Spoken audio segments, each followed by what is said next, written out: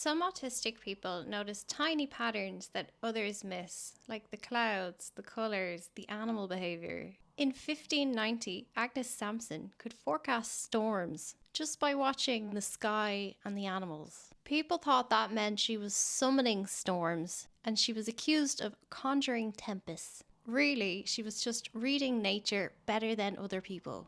Autistic brains are often great at spotting cycles, like when things repeat or happen at the same time every year. In 1612, Alison Device could predict when crops would fail or when animals would die, down to the season.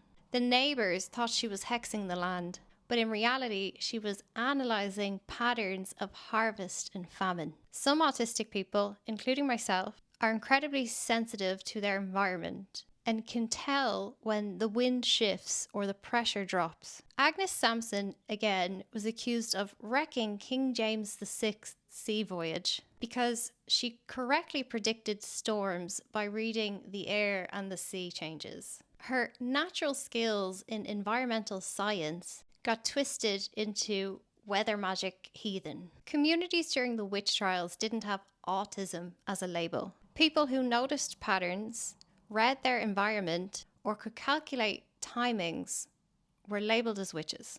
This was all happening during the Little Ice Age, when climate chaos made everyone desperate for scapegoats. Witch trial records preserve behavioural descriptions that match exactly with modern autism diagnostic criteria. We should remember the witch trials for what they were, which was a cognitive cleansing mechanism. Communities identified and removed individuals whose brain function challenged social consensus. Pattern recognition abilities could expose contradictions in the structures of power.